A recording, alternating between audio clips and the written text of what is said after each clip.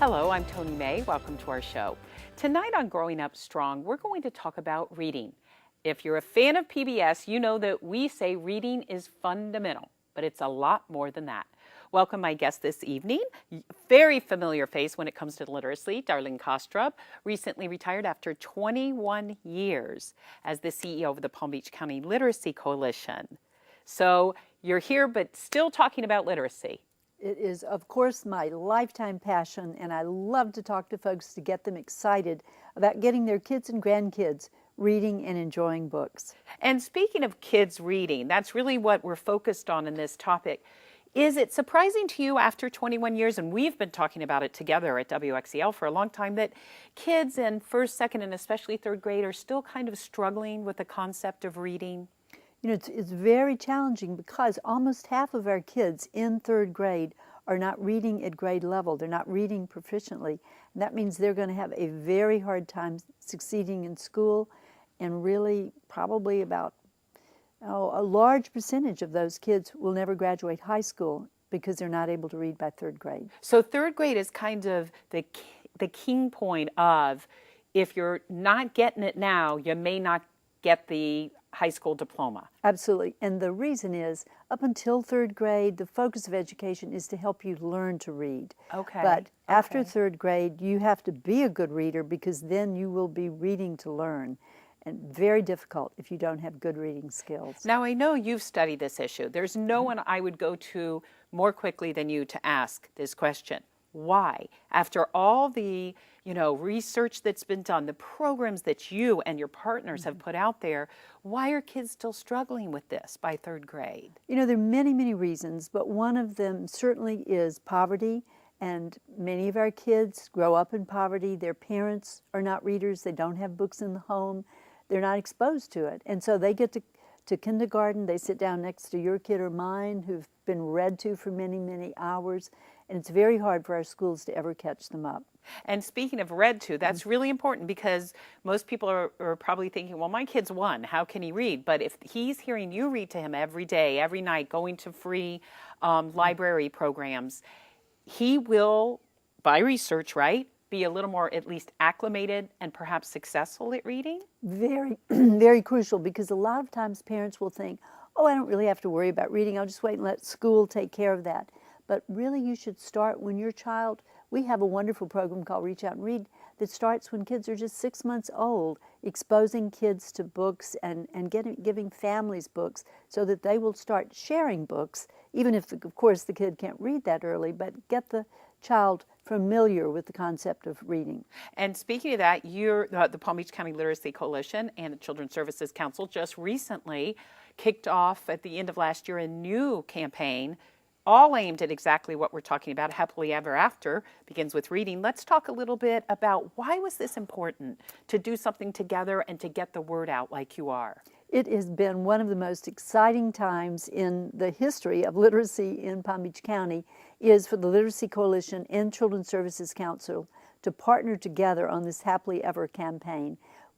We have billboards. I hope you've seen them. Yes, we've seen them. We were all talking about it in the studio, saying we see them all the time. And I've had people say, I almost ran off the road looking at that billboard because it was just so engaging.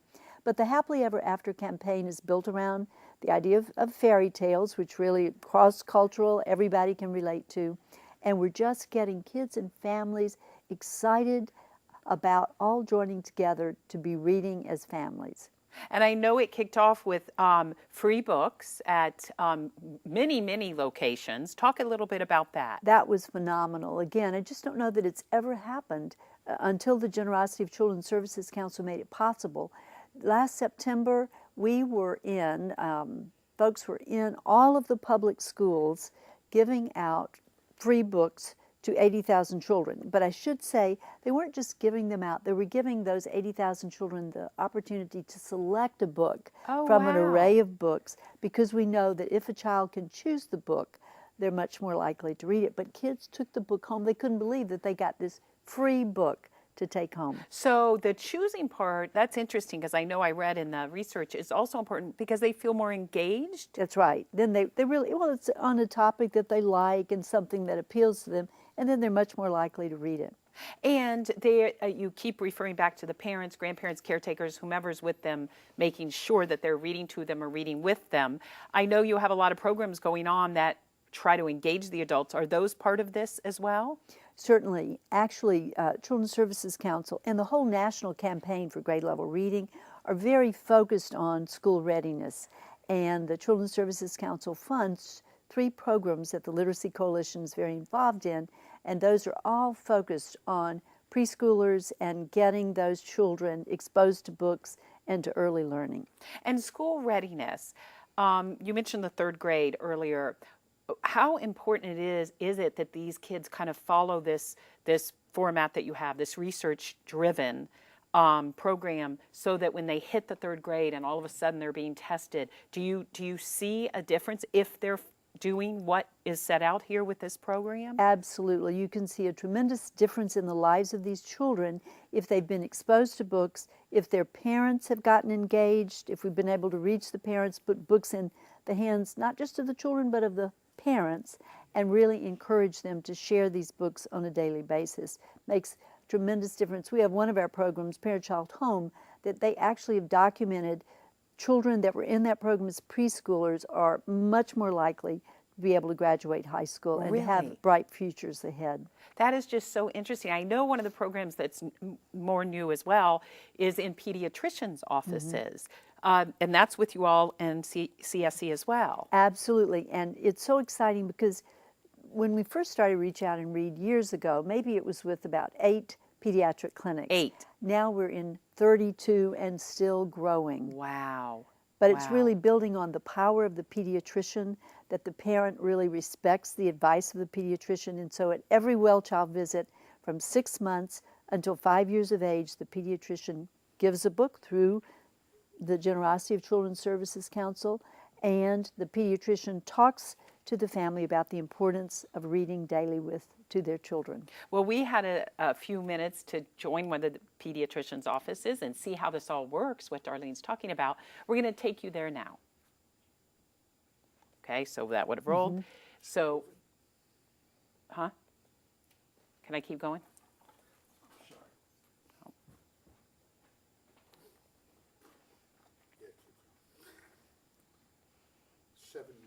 Okay.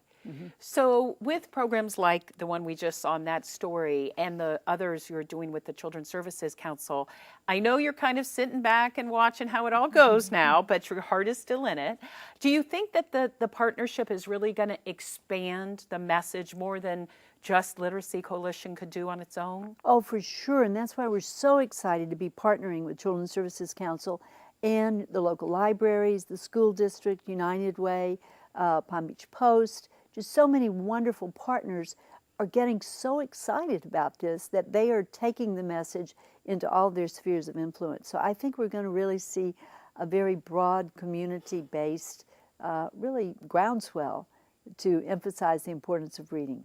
When you talk to children, and I know you do a lot, especially the 3rd grade age that we keep focusing on, do they share with you what their fears are about reading or why they struggle with reading? Is it that they're just scared about it?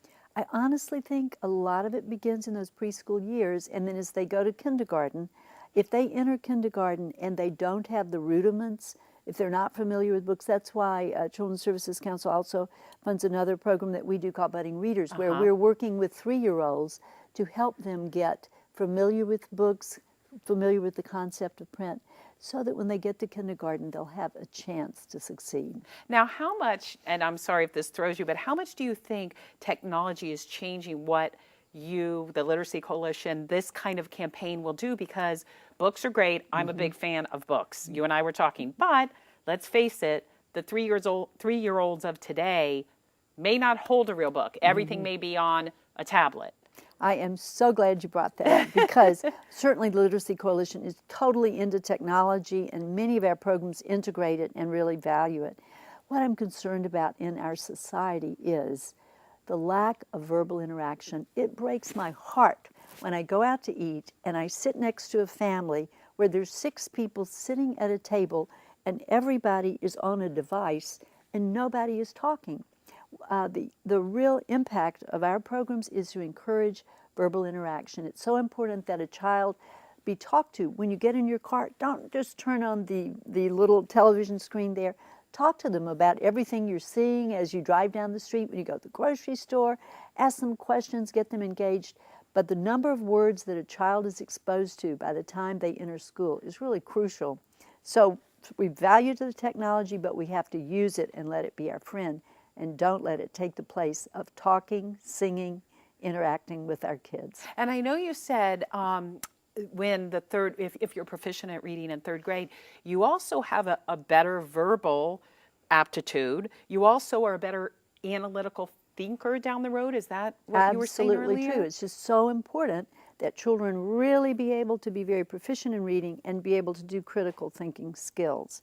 And I've just seen the difference when we go out to eat with the children in our life.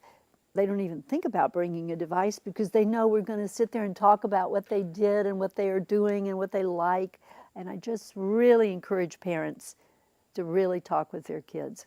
Okay, well, and the new program, the new project is just wonderful. We're going to put some information up now. We have another guest ahead, but I want to put the website up and where we can get some more information on all of the programs we're talking about. And I wish you the best. Thank you for always being passionate about this topic. Thank you, and let's keep reading. Keep reading. Thanks, Darlene. As I said, we'll be back in just a few minutes with more on the subject of reading. You might want to grab your kids so they can hear this. We'll be right back.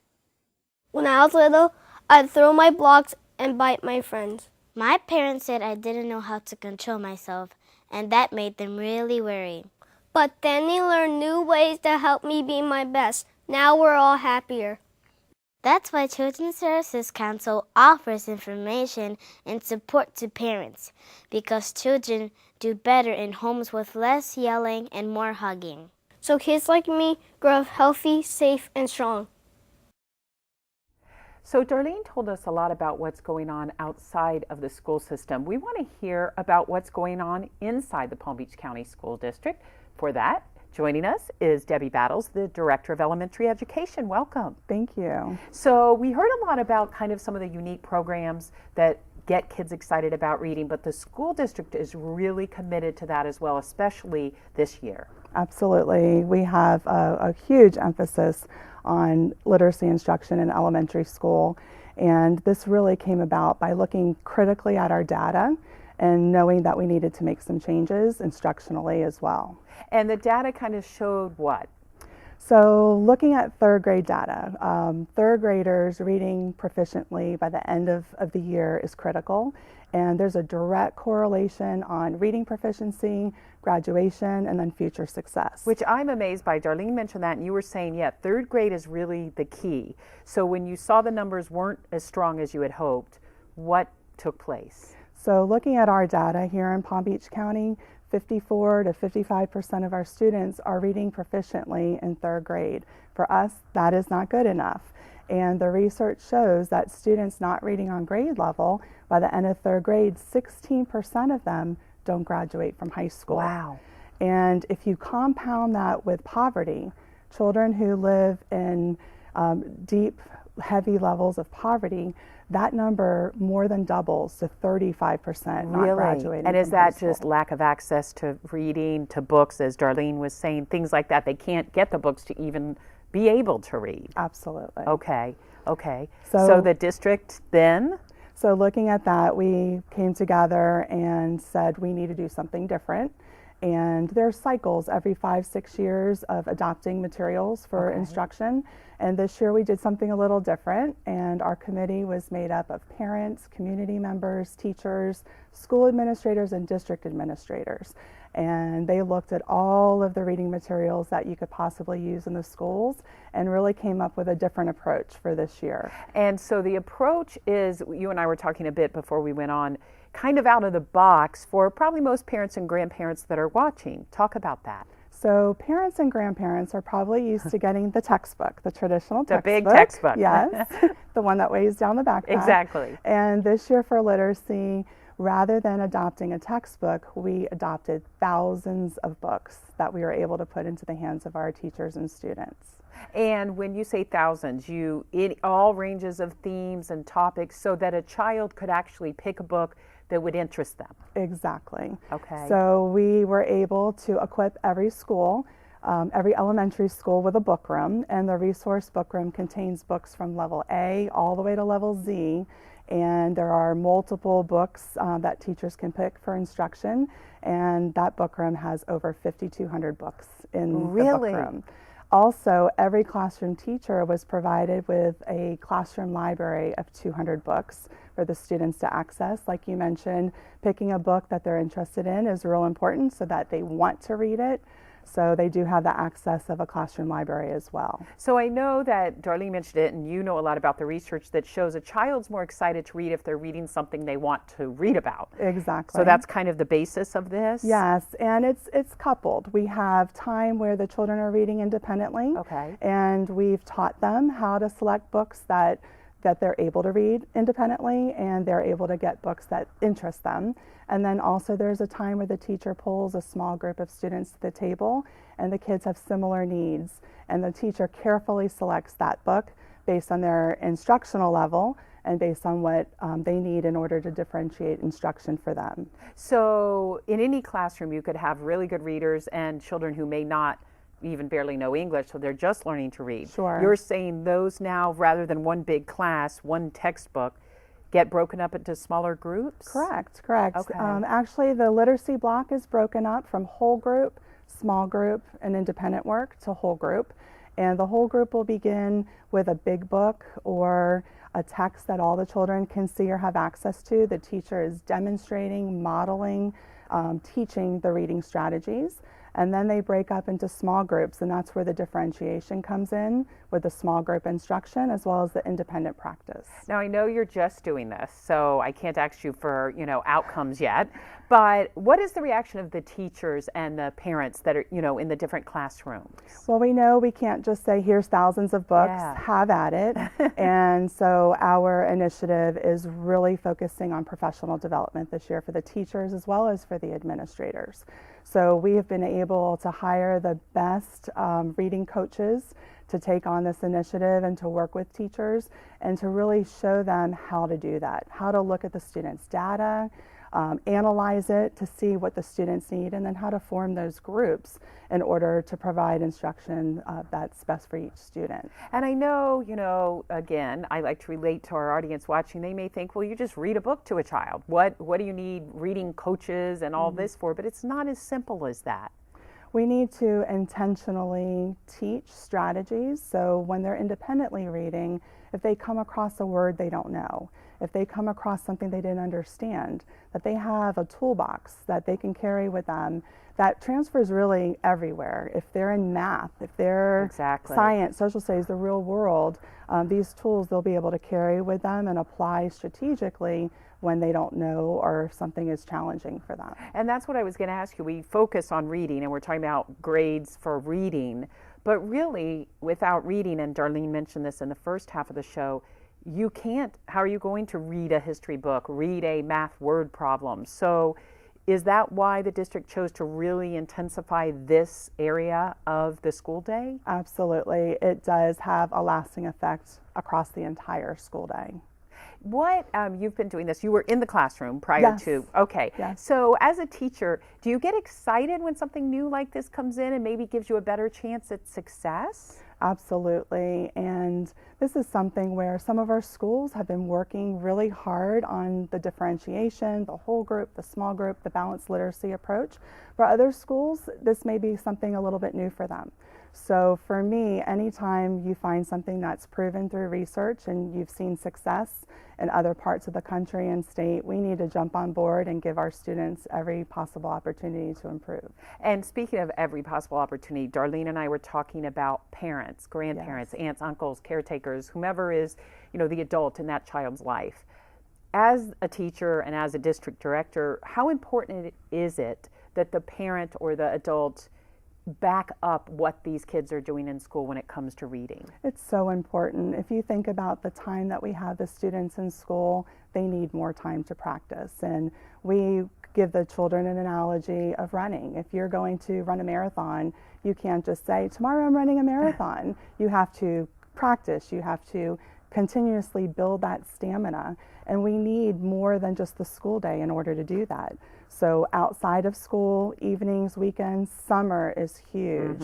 And there's so much research on summer reading loss as well that we really need to tackle. And just as you mentioned, getting help from all of those loved ones that the children have to really make an impact to make sure that reading continues throughout the year. I know that it will all be based on research, and that's what everything is these days in data, but do you have any just personal stories or anomalies where you have spent time, or you know a teacher has told you, you know, this is really working, this child didn't want to read and now they love skateboarding or whatever, you know, and they're reading or they're trying to because they're excited about the book?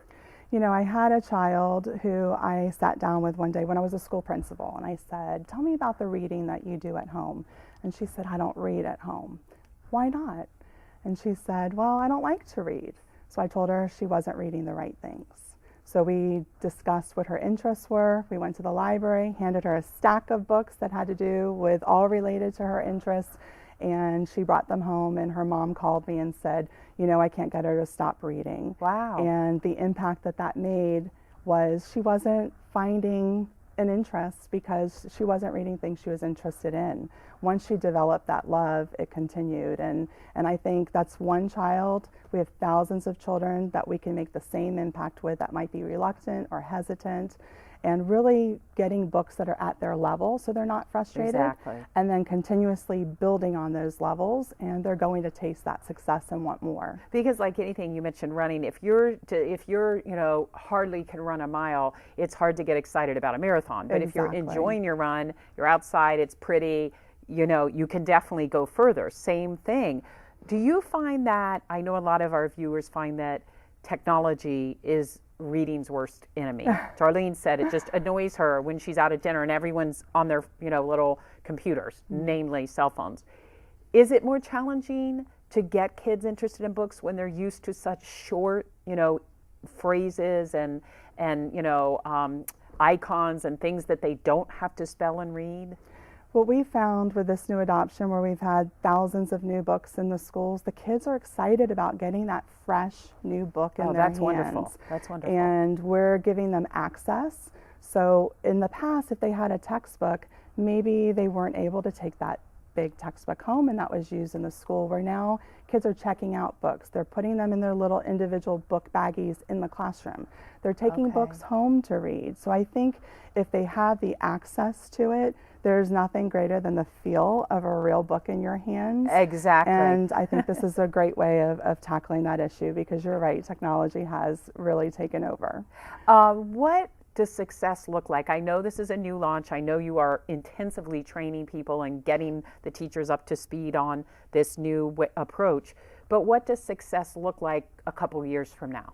Success to me would be children wanting to read, being critical thinkers, being able to take what they've learned with reading and apply it across the board, regardless of the subject, and into life, and getting students to feel good about themselves and being readers, being proficient readers. And are there certain numbers you're looking for? You mentioned, you know, 54%. Do you, as the district, have goals as to where you want to be, or are you just hoping to see improvement? Well, of course, 54% is not acceptable, and we're putting these bold measures in place to move up. And honestly, my work isn't done until we reach every single child. So we do hope for great improvements along the way, but until we reach every child, we need to continue on this journey. And a parent, grandparent watching, if they want to get involved, if maybe this is the first they've heard that this is going on in their child's school, how should they do that? Just getting involved and showing the child that reading is important, making a time when they come home from school to ask what did they learn, and what are they reading today, and also showing the child that they're readers themselves. If they're holding a magazine or a newspaper, that's something that's important to them, and just making it exciting. And even before they maybe learning to actually read, can you still kind of inspire reading by doing things like that? School readiness is crucial, and all of those skills of getting ready for school, and just the simple things of riding in the car and at the supermarket, and just making a game out of everything, searching for letters, searching for words in context of when you're driving or shopping, really just shows a child that they live in a literate world. Great. Well, thank you. This has been such a wealth of information. Thank you so much for joining us. Thank you for having me. And thank you. Before we say goodnight, we're going to hear a word from the Children's Services Council CEO, Tana Evely. Have a great evening. Children's Services Council, created by Palm Beach County voters in 1986, provides leadership, funding, and research on behalf of the county's children so they grow up healthy, safe, and strong. The council focuses on 4 main goals. Children are born healthy, are safe from abuse and neglect, are ready to learn when they enter kindergarten, and have access to quality after-school and summer programming. Why are these issues so important? Because when children are given the fundamental tools for success early in life, they are much more likely to reach developmental milestones, graduate from high school, and to become productive members of society.